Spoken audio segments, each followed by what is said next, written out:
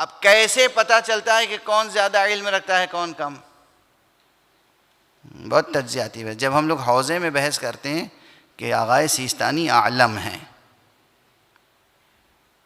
कैसे पता लगाते हैं आलम है?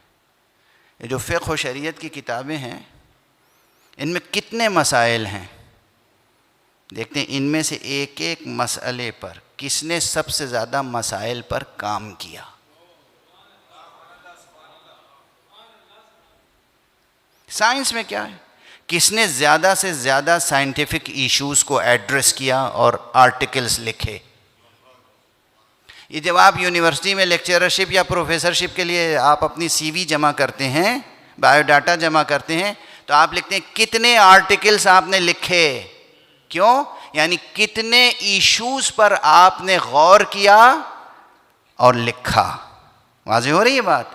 तो ये गोया इल्म की एक यूनिट है हमारे सामने। वाज़ेह हुई बात? जिस तरह इल्म की एक यूनिट है, उसी तरह ये बताइए कि अल्लाह जब ऐलान करता है कि तुम ये करो तो हम सवाब देंगे, सवाब की यूनिट क्या है? सवाल है या नहीं? सवाल तो वैलिड है। अब वक्त तो ख़त्म हो गया, इसलिए जिस लुत्फ़ के साथ मैं पढ़ना चाहता था वो आप बिस्मिल्लाह बिस्मिल्लाह कहते जाइए। आप ये देख रहे हैं कई गिलास पानी पी चुका हूँ मैं। एक सलाम।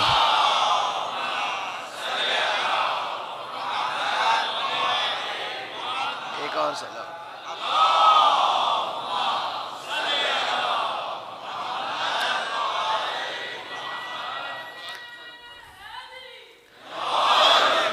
बस मैं तेज़ी से बात नतीजे तक पहुँचा दूँ।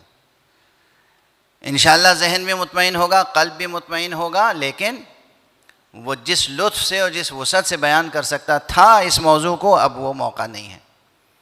तेज़ी से एक दो जुमले अर्ज़ करूँगा ताकि मरहला माल मजलिस और मसाइब तक पहुँचे। ये हकीकत है कि परवरदिगार अज्र देगा। यहाँ कहा गया अज्रुन कबीर, बड़ा अज्र देगा। अज्रुन तो खुद अज्र है, यानी सवाब। अज्रुन कबीर, बड़ा अज्र देगा। बस याद रखिए, एक जुमले में आप महजूज होंगे इंशाअल्लाह। वो ज़हानतें आपके पास हैं बतौफ़ैल मजालिस अज़ा, बतौफ़ैल फ़ज़ाए मजलिस हुसैन, बतौफ़ैल फ़ज़ाए फ़ज़ाइल अली।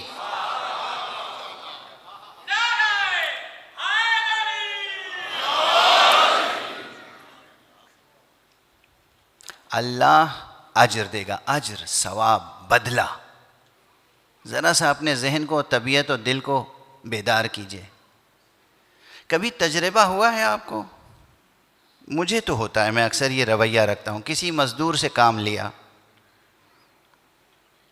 और पहले तय की उजरत, उसने कहा कि मसलन कुछ भी एक मकदार बताई।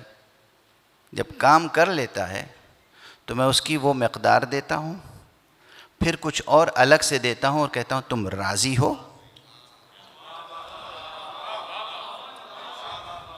कहते जी मैं बिल्कुल राज़ी हूँ।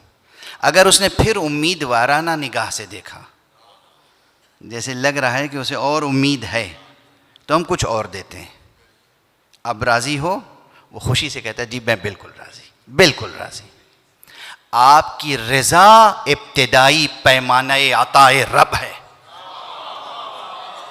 आपकी रज़ा, आपकी रज़ा, आपकी रज़ा, खुदा की कसम, आपकी रज़ा पैमाने अताए परवरदिगार है पहली मंजिल में। वो करीम वो है जो हर बंदे को उसके हर अमल पर वो अज्र देता है जिससे बंदा राज़ी हो जाए।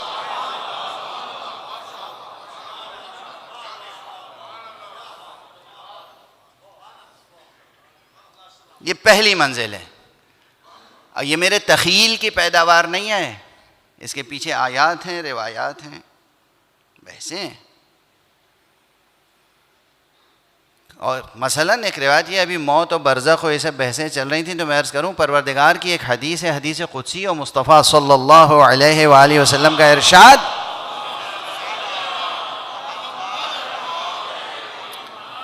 फरमाया है कि अल्लाह जब मौत का वक्त होता है, किसी बंदे मोमिन की शर्त है, किसी बंदे मोमिन की रूह उस वक्त तक कब्ज़ करने की का हुक्म और इजाज़त मलकुल मौत को नहीं देता जबरन, जब तक कि वो मोमिन मेरे पास आने के लिए राज़ी ना हो जाए।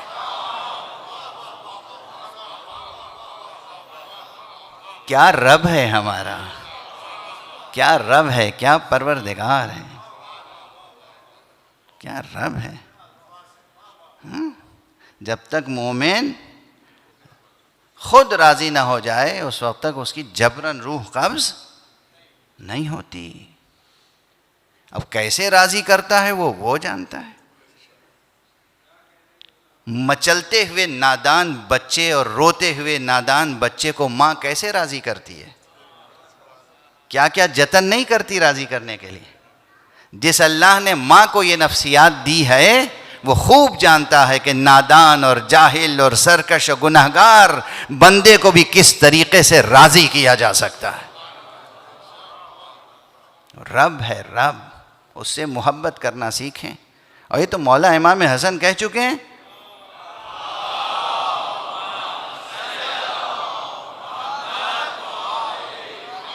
जैसे जैसे अल्लाह की मारिफत हासिल होगी वैसे वैसे अल्लाह से मोहब्बत पैदा होगी।